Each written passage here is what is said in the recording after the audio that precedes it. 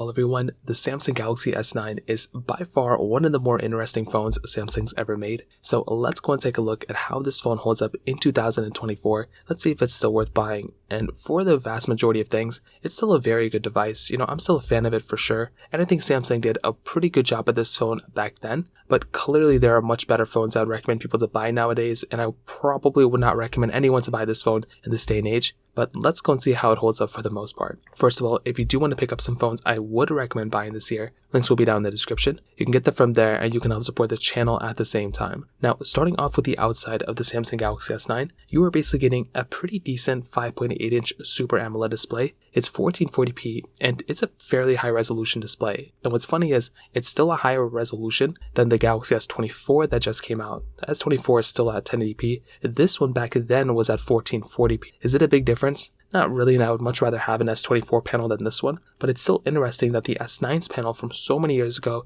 is still doing this decent of a job, which is actually pretty insane to me. Now on top of that, with something like the Galaxy S9, you can see it has a little bit of bezel on the top and the bottom, so it doesn't really have anything insane going around. It's just the top bezel, the bottom bezel, you have the front camera there. The glass is kind of curved on the side, so that was always something kind of interesting going on for these types of devices, because having that curved side is actually pretty cool. But since then a lot of people have moved away from having this curved glass, and now it's pretty much just flat on the front. But it was kind of nice to have this type of capability at that time, and that was something that I actually liked a lot at that moment. On top of that, you're getting the USB Type-C port on the bottom, which is always nice to have. You're getting a Samsung DeX through that USB Type-C port, which again was actually pretty cool. You're getting a headphone jack in this phone, and you're getting a microSD card slot as well. I still think phones that have microSD card slots have held up better over time than phones that removed it early on. So that right there is another really big thing for me. I loved having that microSD card slot. Being able to expand my storage and just move on with my life was a very, very cool thing. And I still think that's one of my favorite things going on for this particular phone. Again, it wouldn't be the reason why I would buy this phone, and I would not recommend buying this phone anymore. But I know at that moment that was something that really stood out to me, and that was something that made me very, very happy at that moment. So that's kind of something to keep in mind. On the back side, you're getting that standard glass back, so no frosted glass back or anything like that. And it did have a single camera setup on the outside. This was one of the last times we did have a single camera setup on our Samsung phones until Samsung switched over to that triple camera setup on the future devices. I still think a single camera, just look at the difference between the S9 and the S10. The S9 is a pretty old phone, but the Galaxy S10 has held up so much better, even though it's only 1 year newer. It's actually insane. The S9 felt old like 2 years after it came out. The S10 still doesn't even feel that old, which is actually pretty insane to me. So that right there is another really big thing to keep in mind as well. So the S9 on the outside, I will tell you, still feels and looks pretty good. I still think it looks like a pretty good phone. It still feels like a pretty good phone too. But clearly the newest phones, like the Galaxy S, 21 and S22, those ones are the ones I'd recommend buying, mostly because those ones are still supported with software. We'll get into that in a second. But on the outside of the Galaxy S9, it still looks pretty decent. The price tag of the Galaxy S9s though have still been kind of falling out.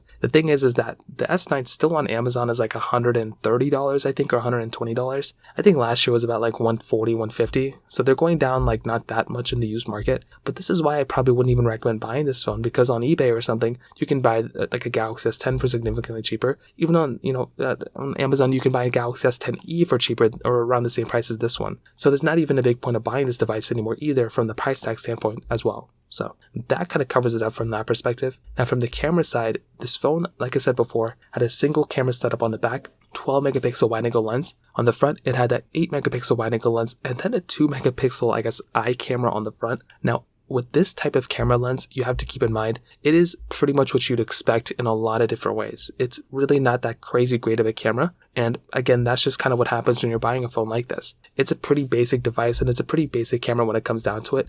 But like I said, that's kind of what happens when you're getting a device like this. It's not that great of a camera. Even at that moment, back in 2018 when this phone came out, you'd expect kind of Samsung to do a little bit better, because even before this, the iPhone came out with dual cameras. The iPhone 7 Plus had dual cameras. Even the S9 Plus had dual cameras. So it's weird that they didn't put that on this type of base model. And I feel like that was a very big issue that they had. Maybe they didn't want to change it too much from the Galaxy S8 or something, but I feel like they should have probably changed it at that moment. That was another very weird thing that they ended up doing. So I don't even know what they were trying to do there, but that was kind of one thing to kind of keep in mind there as well. But beyond that, I will tell you with the Galaxy S9's camera, it's not really like that terrible. Like, it's a pretty okay camera for how old this phone is and for a single camera. But like I said, with the mixture of the software, with the mixture of the hardware just not being that great either. And when you look at the Galaxy S10, I mean, it's insane how good of a job that, Samsung still did on the Galaxy S10 camera, which was only came out like a year after this. So that right there is another big thing. But I will tell you on the outside, the Galaxy S9's camera really isn't that great anymore. It is kind of outdated for the most part, and you're definitely getting a much better camera pretty much on every single Samsung phone that's came out after this,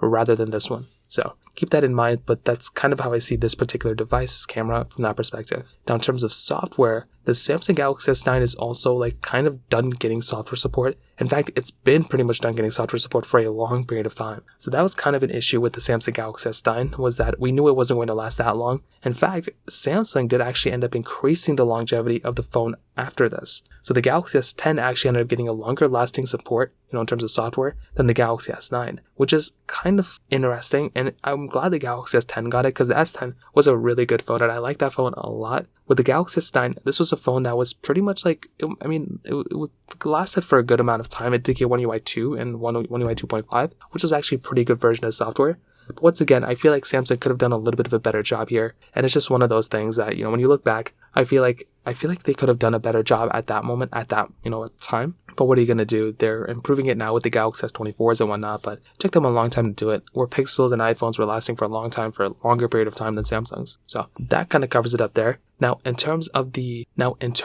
performance of this particular phone, the funny thing is the Samsung Galaxy S9's performance isn't even that bad. You're getting a Snapdragon 845 chipset inside with 4GB of RAM. Now, the thing with this chipset is that, it's not the best chipset anymore. It's fairly outdated. And even 4GB of RAM is kind of outdated as well to have on like a Samsung phone. But I will tell you, in a lot of ways, I do like the Samsung Galaxy S9. I feel like the performance of this phone really wasn't terrible, but it really wasn't that big of a jump from the Galaxy S8. And I feel like the Galaxy S10 was such a massive improvement in most areas that it kind of made this phone look like, well, why would you even want to buy this phone or even think about this phone if the Galaxy S10 exists, or just buy a used Galaxy S8 for a little bit cheaper? Now, this phone, I think from every test that I've done with it, everything I've done with it so far, it's done a decent job. It's an actual pretty decent performing device. And I think that's a pretty cool thing going here, for how old this phone is. Big keyword for how old this phone is. It's a decent performing phone, but it is not a good performing phone anymore because it is a kind of outdated device. And I would hate to, once again, recommend a device to people that's already outdated, that's already slow.